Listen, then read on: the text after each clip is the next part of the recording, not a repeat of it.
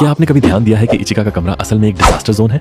एक fan theory है कि उसका गंदा कमरा सिर्फ इसलिए नहीं है क्योंकि वो एक बिजी एक्ट्रेस है। ये उसकी फीलिंग्स का एक मेटाफर है। वो जितना ज्यादा फुटारो के लिए अपने प्यार को बड़ी बहन बनने के लिए दबाती है, उसकी जिंदगी और कमरा उतना ही ज्यादा अस्त व्यस्त होता जाता है। कोई इस लड़की को एएसएपी एक मैरी कॉन्डो और एक हक दे। हम सभी को मिकू के नीले हेडफोन पसंद है, लेकिन यहाँ एक असलियत है, वो असल में कभी किसी चीज में प्लग नहीं करती। सच तो ये है कि वो उन्हें एक सोशल शील्ड की तरह इस्तेमाल करती है। गोटूबुन की दुनिया में जैसे ही वे हेडफोन उतरते हैं, उसका डिफेंस कम हो जाता है और रोमांस का लेवल आसमान छू जाता है। ये असल में सेफ्टी हटाने का उसका वर्जन है। नीनो नाकानो स्लो बर्न्स नहीं करती। जहाँ दूसरी रोम कॉम हीरोइनें 200 चैप्टर हकलाते हुए बिताती हैं, नीनो को एहसास हुआ कि उसे फुटारो पसंद है और उसने एक एपिसोड में 2 बार कंफ्यूज करने का फैसला किया क्योंकि वो कोई गलतफहमी नहीं चाहती थी। फैक्ट, वो एनीमे हिस्ट्री में अकेली ऐसी कैरेक्टर है जिसकी 0% ब्रेक पॉलिसी है। हम एक ऐसी क्वीन को पसंद करते हैं जिसे पता है कि उसे क्या चाहिए। योत्सुबा ऐसे एक्टिंग करती है जैसे उसके 2 ब्रेन सेल्स तीसरे स्थान के लिए लड़ रहे हों, लेकिन थ्योरी ये है कि वो कमरे में सबसे स्मार्ट है। कुछ फैंस का मानना है कि वो एपिसोड 1 से ही लंबा गेम खेल रही थी, अपने खुशमिजाज बेवकूफ पर्सनैलिटी का इस्तेमाल करके फुटारो के करीब रहने के लिए, बिना दूसरी बहनों को उसे खतरा समझे। वो अपने टेस्ट में फेल नहीं हो रही थी, वो कंपटीशन का ध्यान भटका रही थी। इत्सुकी उर्फ इत्सुकी का खाने के साथ एक सीरियस रिश्ता है। लोर हंटर्स के लिए एक मजेदार फैक्ट, मांगा में उसे लगभग हमेशा उन सीन के बैकग्राउंड में खाते हुए दिखाया जाता है